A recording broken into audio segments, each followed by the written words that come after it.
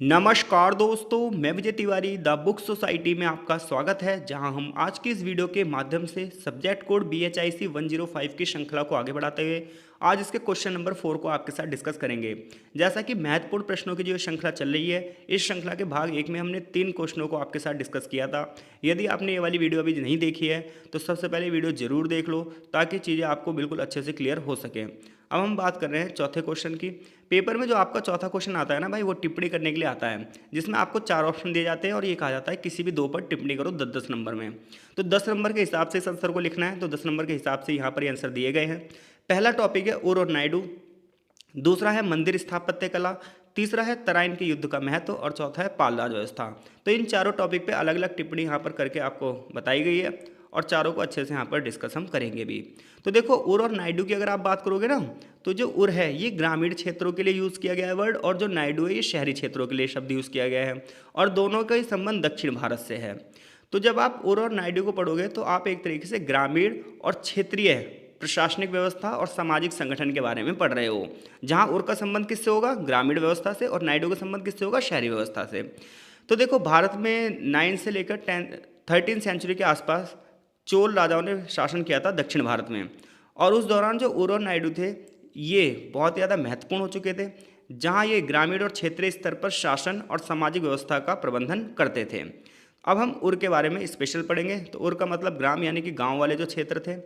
तो उर जो था वो गांवों का संगठन था, जो मुख्यतः गैर ब्राह्मण भूमि स्वामियों और किसानों से संबंधित था, क्योंकि जो ब्राह्मणों वाली भूमि थी उसे तो ब्रह्मदेय कहा जाता था, जो कि हमने दूसरे क्वेश्चन में पढ़ा भी था। तो देखो, उर जो था ये गांव का एक संगठन था, लेकिन ये गैर ब्राह्मण भूमियों से संबंधित था, क्योंकि ब्राह्मण भूमियाँ जो संबंधित थी वो ब्रह्मदेय कहलाती थी, और जो गैर ब्राह्मण भूमियाँ थी उन्हें उर कहा जाता था। इसमें एक किसान भी रहते थे। ये इकाई स्वायत्त थी यानी कि स्वतंत्र थी, और गांव का जो अपना दैनिक प्रशासन है वो खुद चलाते थे, ये टैक्स खुद इकट्ठा करते थे, और जो वहाँ के विवाद होते थे उनका निपटारा भी ये खुद करते थे। तो सबसे पहली बात भाई, उर क्या है, उर एक ग्रामीण संगठन है जो गैर ब्राह्मणीय हैं और इसके अलावा किसानों से संबंधित हैं। ये अपने अपने क्षेत्र में स्वायत्त हैं, अपने खुद के जो लड़ाई झगड़े हैं, विवाद हैं, खुद ही निपटारा कर रहे हैं, और प्रशासन भी खुद ही चला रहे हैं, टैक्स भी इकट्ठा कर रहे हैं। उर की जो पंचायत होती थी इसमें गांव के बुजुर्ग लोग शामिल होते थे, प्रभावशाली लोग शामिल होते थे, ठीक है, और जो जितने भी स्थानीय निर्णय हैं ये खुद ही लेते थे। तो ज़्यादातर लोगों को उर के निर्णय मानने भी पड़ते थे। अब हम बात कर रहे हैं नायडू की। तो नायडू की अगर आप बात करोगे तो गांव का एक बड़ा समूह होता था जिसे नाडू कहा जाता था। ये अपनी क्षेत्रीय इकाइयाँ थीं और ग्रामीण प्रशासन का उच्चतर व्यवस्था थी, यानी कि पूरे के पूरे ग्रामीण प्रशासन को ये जो है नायडू देखता था, क्योंकि इस कई सारे गाँवों का समूह था, एक तरीके से शहरी क्षेत्र था। नायडू का जो प्रमुख कार्य था वो कृषि और व्यापार का प्रबंधन करना था, राजस्व इकट्ठा यानी कि टैक्स इकट्ठा करना था, और राजाओं के लिए सैन्य की आपूर्ति भी करना था। नाडू में जो बड़े बड़े किसान वर्ग थे जो प्रभावशाली भूमिका निभाते थे उन्हें वेल्लालर कहा जाता था। तो वेल्लालर कौन थे, एक बड़ा किसान समूह था, ठीक है, समृद्ध किसान माने जाते थे जिनके पास हजारों हजार एकड़े जमीन होती थी। तो अगर उर और नायडू पर टिप्पणी करने के लिए आएगा तो आप कर देना, 10 नंबर का ही टॉपिक होता है, तो 10 नंबर में आप 200 शब्दों से ज़्यादा नहीं लिखोगे, ध्यान रखना। तो उर और नायडू ने चोल प्रशासन में जो स्थानीय स्वायत्ता होती है, जो लोकल गवर्नमेंट होती है, उसे मजबूत किया था और समाज की आर्थिक प्रगति में योगदान दिया था। अब हम बात कर रहे हैं मंदिर स्थापत्य कला की। ये क्वेश्चन बहुत बहुत बहुत इंपॉर्टेंट है भाई, कई बार पेपर में आता है कि प्राचीन भारत में मंदिर स्थापत्य कला पर नोट लिखिए। तो देखो, मंदिर स्थापत्य कला की जब आप बात करते हो तो इसमें देखते हो कि मंदिर निर्माण किस शैली में हुआ है। तो अगर आप भारत की बात करोगे तो भारत में अलग अलग क्षेत्रों पे अलग अलग प्रकार से प्रशासन चलाया गया है, इसलिए मंदिर की जो स्थापत्य कला है वो भी अलग अलग क्षेत्रों में अलग अलग है। और 3 शैलियाँ हैं ये जो सबसे ज़्यादा फेमस है, एक है द्रविड़ शैली, एक है नागर शैली और एक है बेसर शैली। सबसे पहले हम यहाँ नागर शैली की चर्चा करेंगे। जब आप नागर शैली के मंदिर देखोगे ना तो ये उत्तर भारत में दिखाई देंगे, ध्यान रखना, नागर शैली का संबंध उत्तर भारत में है। तो नागर शैली की बात करोगे तो उत्तर भारत में विकसित हैं। इनकी विशेषता ये है कि इनके ऊंचे ऊंचे शिखर होंगे, गर्भगृह के ऊपर एक बड़ा सा टावर बना होगा, आपने देखा होगा कि ज़्यादातर मंदिर में ऊपर इस तरीके से होता है कुछ, ठीक है। तो जो ये है इसे बोलते हैं शिखर मंदिर का। तो उत्तर भारत के ज़्यादातर मंदिर आपको जो है नागर शैली में मिलेंगे, इसमें ऊंचाई पर एक शिखर होगा, बहुत ही अच्छी इन पर सजावट होगी। अगर आपको इसका उदाहरण देख रहे हैं तो आप खजुराहो का मंदिर, काशी विश्वनाथ मंदिर देख सकते हो, ये नागर शैली के उत्कृष्ट उदाहरण हैं। इसी प्रकार से अगर आप द्रविड़ शैली की बात करोगे तो दक्षिण भारत में सबसे ज़्यादा प्रचलित शैली है, यानी कि नागर शैली का संबंध उत्तर भारत से, ध्यान रखना, और द्रविड़ शैली का संबंध जो है वो दक्षिण भारत से है। इसमें बड़े बड़े गौपुरम बनवाए गए हैं, यानी कि मुख्य द्वार बनवाए गए हैं, मंडप बनवाए गए हैं, विशाल मंदिर बनाए गए हैं। दक्षिण भारत जैसे मंदिर भाई आपको कहीं नहीं दिखाई देंगे, बड़े टॉप लेवल के मंदिर बने हैं। मीनाक्षी मंदिर देख लो आप भाई, बृहदेश्वर मंदिर देख लो, इसके बहुत तगड़े एग्जाम्पल हैं। अगर आप बात करो वेसर शैली की, तो द्रविड़ और नागर शैलियों का मिक्सअप करके एक नई शैली विकसित हुई जिसे हम वेसर शैली कहते हैं। इस शैली का संबंध जो है वो दक्कन के क्षेत्र से है। तो देखो, उत्तर भारत के क्षेत्र से नागर शैली, दक्षिण भारत के क्षेत्र से द्रविड़ शैली, दोनों का जो मिक्सअप आया वो था वेसर शैली, जो कि मध्य भारत में यानी कि दक्कन के क्षेत्र में विकसित हुई। होयसलेश्वर का जो मंदिर है भाई, इसका बहुत बढ़िया एग्जाम्पल है, आप जा सकते हो वहाँ पर, बहुत ज़बरदस्त वास्तुकला है। मंदिर स्थापत्य कला का अपना एक सांस्कृतिक महत्व है। देखो, मंदिर के निर्माण से सिर्फ आपको ये नहीं पता चल रहा कि धर्म आगे बढ़ रहा था, मंदिर के स्थापत्य से आपको यही पता चलता है कि उस समय टेक्नोलॉजी कितनी ज़बरदस्त थी कि जो इतनी अच्छी वास्तुकला आपको दिख रही है, इतनी बढ़िया मूर्तिकला आपको दिख रही है। इस प्रकार से धार्मिक जो विचारधारा है उसे अभिव्यक्त किया गया है। ये कला न केवल धार्मिक धरोहर है बल्कि भारत के सांस्कृतिक और इतिहास का गौरव भी है। कि जैसे वेस्टर्न देश कहते हैं ना भाई, हमारे यहाँ सबसे अच्छा ये है, हमारे यहाँ सबसे अच्छा ये है, तो उन्हें हमें ये बता देना चाहिए कि हज़ारों साल पहले हमारे इतने अच्छे आर्किटेक्चर थे कि उनके बनाए गए मंदिर, उनके बनाए गए जो स्थापत्य कला है वो आज तक जीवित है।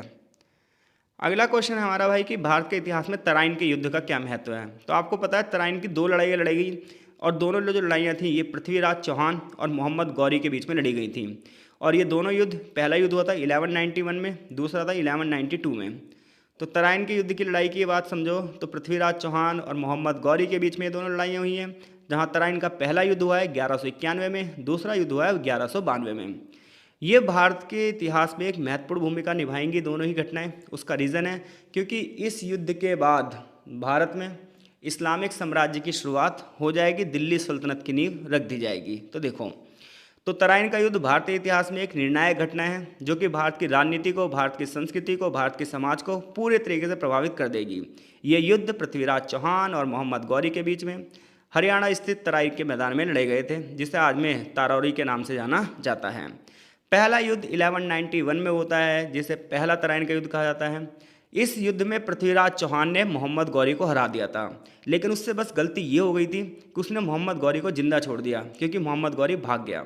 और ऐसे में पृथ्वीराज चौहान अपनी जीत का उत्सव मनाने लगा। अगर ये वहीं पर ही मोहम्मद गौरी का पीछा करके उसे ख़त्म करता तो अगला आक्रमण मोहम्मद गौरी का होता ही नहीं।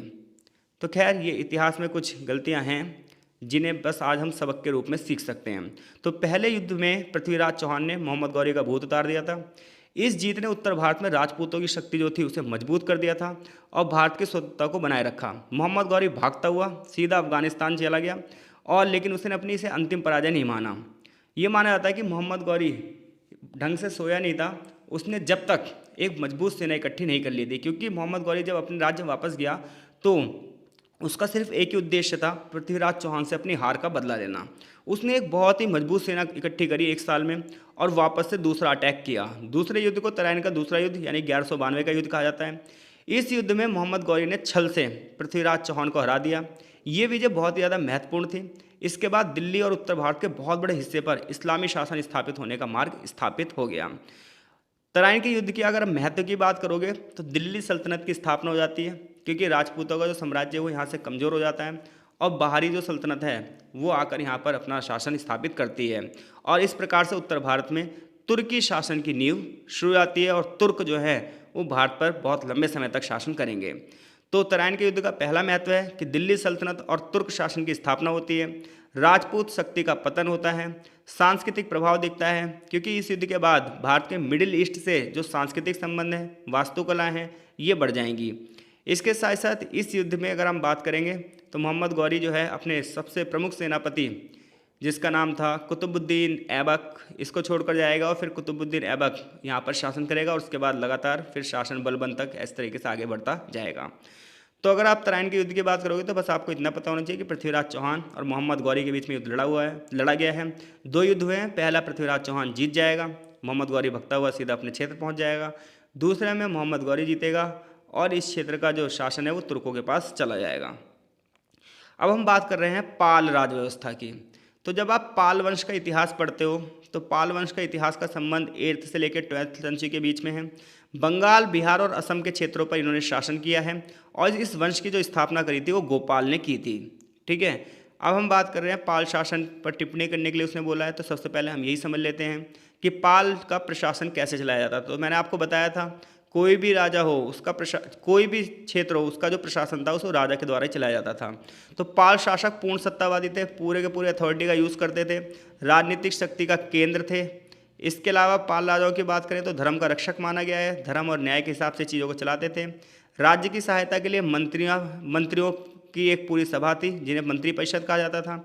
अधिकारी थे बहुत सारे, महासामंत और महापात्र जैसे जो अधिकारी थे ये प्रशासन को चलाने में एक महत्वपूर्ण भूमिका निभाते थे और टैक्स भी इकट्ठा करते थे। स्थानीय प्रशासन को छोटे छोटे भागों में बांटा गया था, भुक्ति, मंडल और विषय ने कहा जाता था। जैसे आज के टाइम पर आप देख रहे हो राज्य हैं, केंद्र शासित प्रदेश हैं, राज्यों के अंदर अलग अलग डिस्ट्रिक्ट हैं, ऐसे ही इन्होंने भी पालों ने भी साम्राज्य को चलाने के लिए साम्राज्य को छोटे छोटे भागों में बांटा था। जैसे भुक्ति हो गया, मंडल हो गया, विषय हो गया। स्थानीय प्रशासन में सामंतों की भूमिका बहुत ही महत्वपूर्ण थी, ग्राम पंचायतों की महत्वपूर्ण भूमिका थी और अधिकारियों की एक महत्वपूर्ण भूमिका थी। पाल जो थे वो कृषि और व्यापार से अपना टैक्स इकट्ठा करते थे और व्यापारिक मार्गों पर खर्चा करते थे, जिसकी वजह से उनकी आर्थिक व्यवस्था मजबूत हो गई। पाल राजाओं ने बौद्ध धर्म को संरक्षण दिया था और विक्रमशिला और नालंदा जैसे विश्वविद्यालयों का विकास किया था। तो निष्कर्ष देखोगे तो आप पाल राज व्यवस्था उत्तर और उत्तर पूर्वी भारत में मजबूत शासन स्थापित करती है। ये व्यवस्था राजनीतिक शक्ति का सिर्फ प्रतीक नहीं थी बल्कि संस्कृति और आर्थिक व्यवस्था का भी प्रतीक थी। तो अगर पाल राजाओं के बारे में भी आ जाए तो आप टिप्पणी कर देंगे। अब हम फिर से मेन क्वेश्चनों की ओर जा रहे हैं। क्वेश्चन नंबर 5 है हमारा 20 नंबर का कि शक्ति पंथ के महत्व की चर्चा कीजिए। तो अगर आप शक्ति पंथ की बात करोगे तो ये जो आपका क्वेश्चन बना है ये चैप्टर नंबर 14 से बना है, ठीक है। तो वहाँ पर बहुत सारे अलग अलग पंथों का उदय हो रहा था भारत में। तो चैप्टर नंबर 14 पढ़ोगे तो आपको वहाँ पर बहुत सारे धार्मिक पंथ दिखाई देंगे। उनमें से क्वेश्चन हम ये बना रहे हैं कि शक्ति पंथ का क्या महत्व था। बहुत ही इंपॉर्टेंट क्वेश्चन है भाई। तो जब भी आप देखो शक्ति पंथ वर्ड सुनोगे तो ये ध्यान रखना, शक्ति पंथ में क्या होगा, देवी की आराधना होगी। होता क्या था, पहले ना देवताओं की ही पूजा होती थी और देवियों की पूजा नहीं होती थी। देवियों का जो स्थान था वो पुरुषों के अधीन ही माना गया था, देवताओं के अधीन माना गया था। तो ये माना जाता था कि देवताओं की पूजा करने के बाद देवियों की पूजा अपने आप हो जाती है। लेकिन फिर आगे चलकर शक्ति पंथ का उदय हुआ जिसमें देवी संप्रदाय का उदय हुआ और इसने पूरे के पूरी सामाजिक व्यवस्था और धार्मिक व्यवस्था को पलट कर रख दिया। तो जब भी आप शक्ति पंथ या शाक्त पंथ की बात करते हो तो ये भारतीय धर्म, भारतीय परंपरा, भारतीय साधना का एक विशेष अंग है। ये शक्ति उपासना पर आधारित है जिसमें आदि शक्ति महाजगदम्बा दुर्गा माँ की पूजा की जाती है। ये पंथ वेदों, उपनिषदों, तंत्र ग्रंथों और पुराणों में वर्णित हैं। यानी कि शक्ति पंथ के जो स्रोत हैं वो वेदों में मिल जाएंगे, आपको उपनिषदों में मिल जाएंगे, तंत्र ग्रंथों में मिल जाएंगे और पुराणों में मिल जाएंगे। भारतीय धार्मिक परंपराओं में इनका विशेष स्थान है। शक्ति पंथ न केवल धार्मिक साधना पर है बल्कि ये आध्यात्मिक, स्पिरिचुअल और कल्चरल दृष्टि से भी महत्वपूर्ण है। शक्तिवाद पर देवी महात्म्य, देवी भागवत पुराण, कलिका पुराण, त्रिपुर उपनिषद और शक्ति उपनिषद कुछ महत्वपूर्ण स्रोत हैं। यानी कि शक्ति पंथ के बारे में आपको अच्छे से जानना है तो आप देवी भगवत पुराण पढ़ सकते हो, कलिका पुराण पढ़ सकते हो, त्रिपुर उपनिषद पढ़ सकते हो और शक्ति उपनिषद पढ़ सकते हो। अब हम बात कर रहे हैं इनका धार्मिक महत्व क्या है।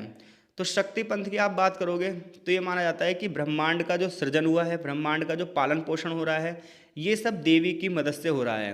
देवी को अलग अलग रूपों में पूजा जा रहा है, जैसे दुर्गा, काली, लक्ष्मी, सरस्वती, त्रिपुरी सुंदरी, अलग अलग रूपों में माना गया है। दूसरी बात यह है, ये पंथ ये मानता है शक्ति ही संपूर्ण सृष्टि की उत्पत्ति का कारण है। देखो ये ना हर एक व्यक्ति की ना जो जिसको मानता है वो उसी के आधार पर ये मान लेता है कि सृष्टि का विकास उसी ने किया है। जैसे मान लो कोई नारायण को मानता है तो वो ये मानेगा ये सृष्टि के पालनकर्ता नारायण है।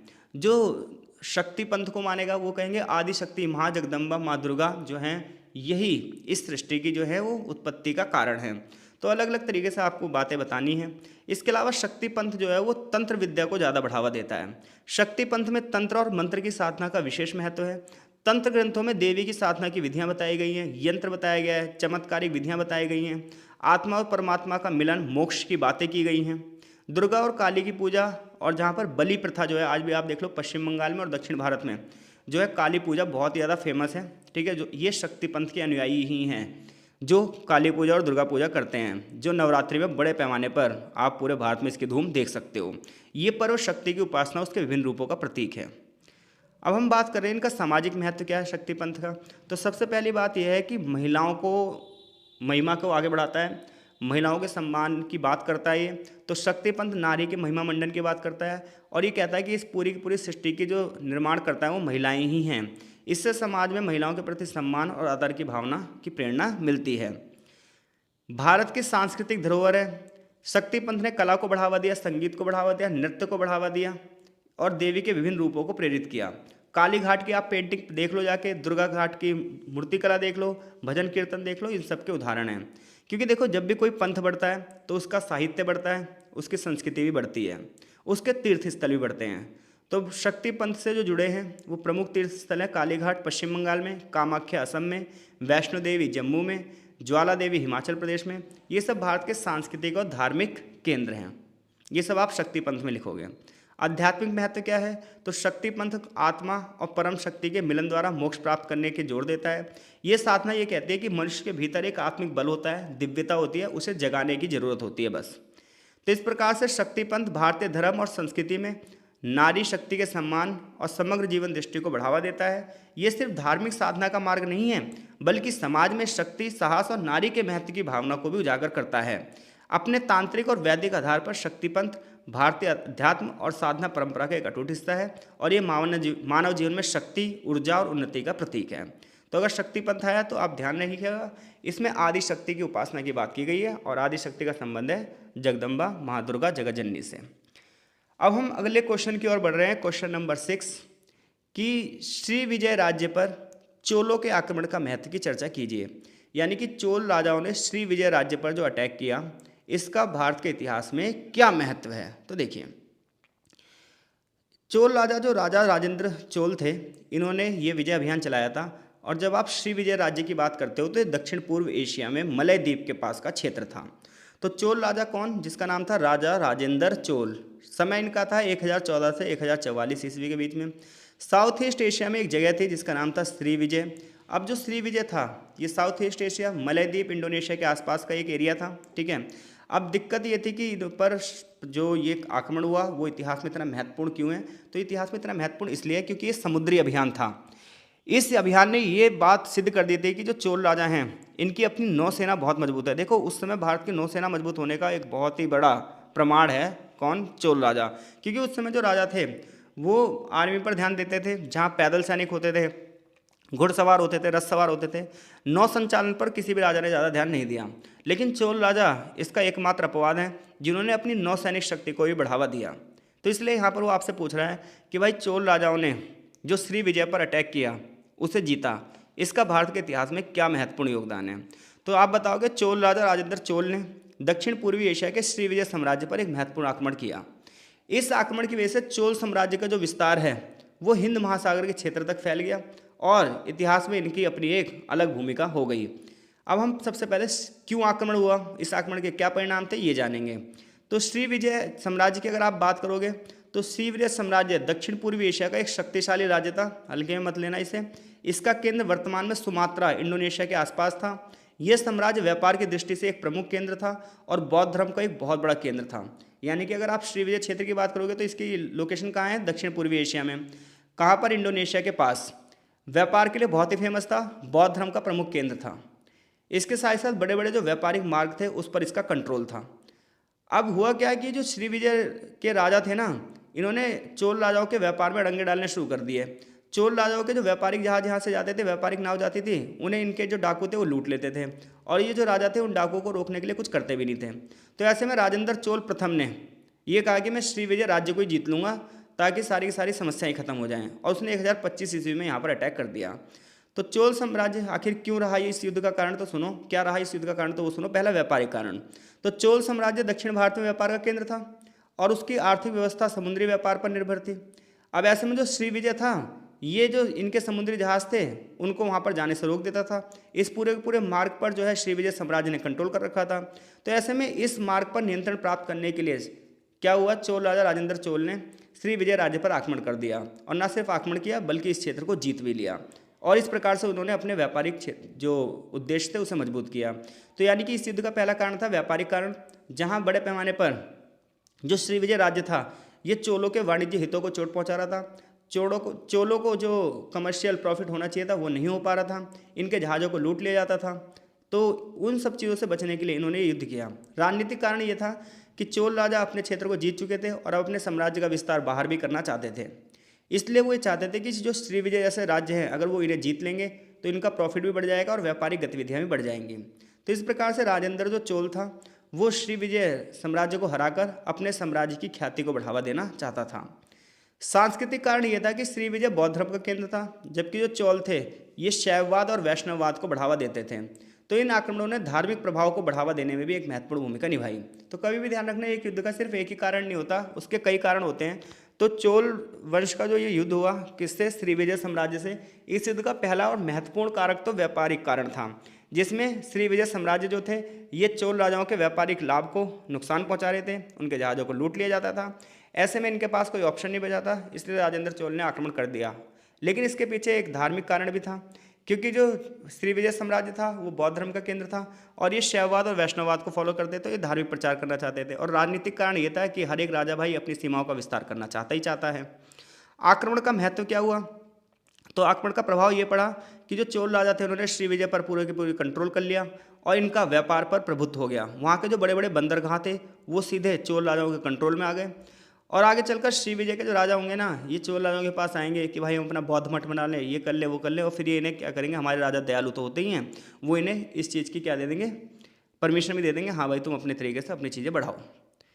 दूसरा महत्व ये है कि भाई चोल राजाओं की जो नेवी थी, नौसैनिक शक्ति थी, उसे इन्होंने पूरे भारत में दिखा दिया और साथ ही साथ इन्होंने दक्षिण पूर्वी एशिया के साथ संबंध भी स्थापित किए। वैज्ञानिक और सांस्कृतिक प्रभाव यह है, आक्रमण के बाद श्रीविजय और चोलों के बीच में सांस्कृतिक और व्यापारिक आदान प्रदान हुआ। इस घटना ने भारतीय समुद्री शक्ति को दिखा दिया कि प्राचीन भारत में भी, भारत में जो थी समुद्री शक्ति थी।